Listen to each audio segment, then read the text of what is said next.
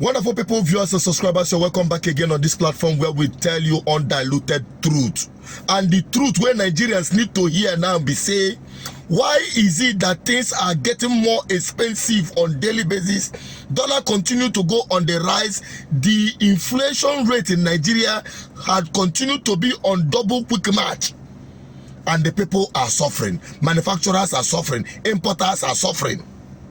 Now because the big men on top APC and PDP, they use Nigerian foreign exchange to amass wealth. And the P2OB is exposing everything, just like he did with those stealing oil pipeline. You need to listen to this one so that una go understand why this man called P2OB is giving PDP and APC a nightmare. It's about $30 billion annually if you have it, if you're able to get out the receipt. $30 billion for a huge country like this compares with Vietnam. Half of our population at 100 million living on 331,000 square kilometers, a third of our land. Their total export last year or 2021 is over 350 billion. And they all manufactured and produced goods.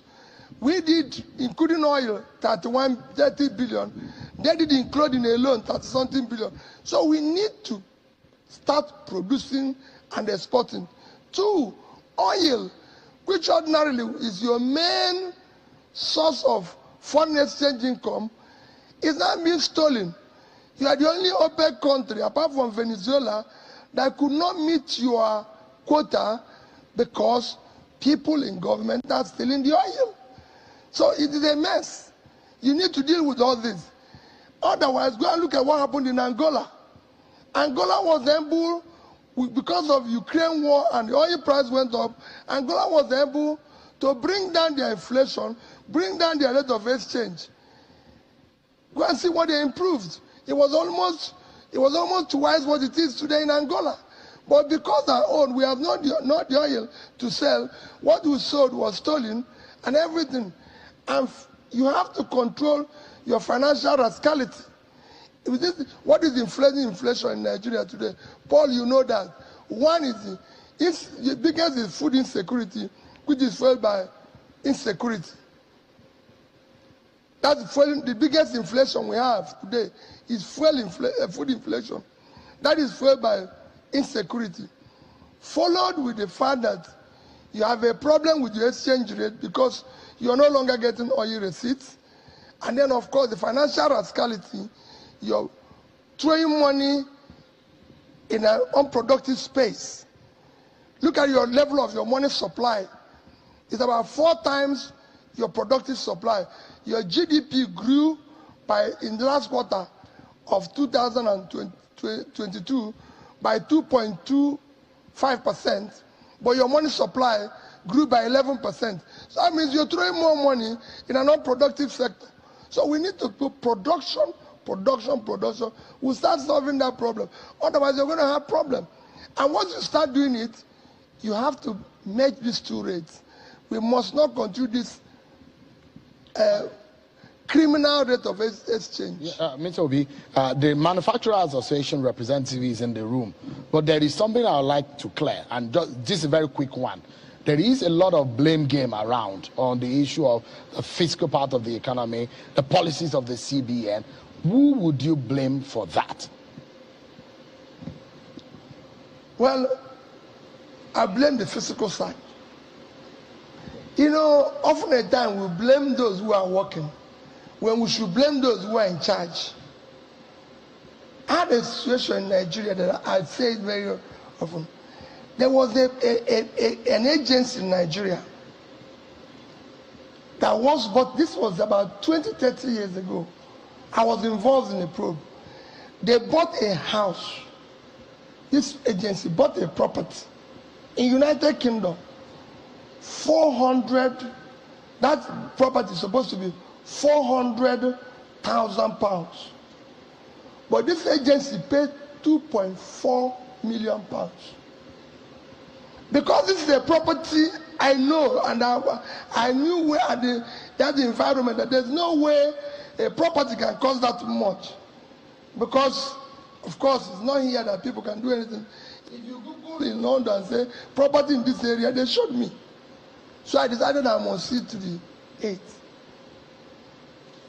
In the end, it was clear that there was a directive from a big man who told a young person to pay that price and said that that is the price.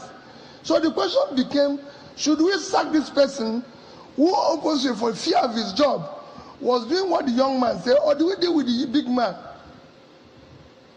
Everybody said we deal with you. I said, no, you can't deal with him. He was just merely obeying orders.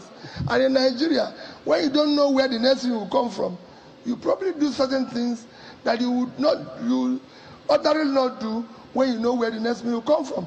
And when I confronted the man, he told me, he said, as I thought this man is giving him this order, his wife was, this happened to him, and if he doesn't obey, they'll bundle him back. And then his children will start going to school. So as far as it's concerned, even if he wants 10 times that, he will do it. Oh, you heard it.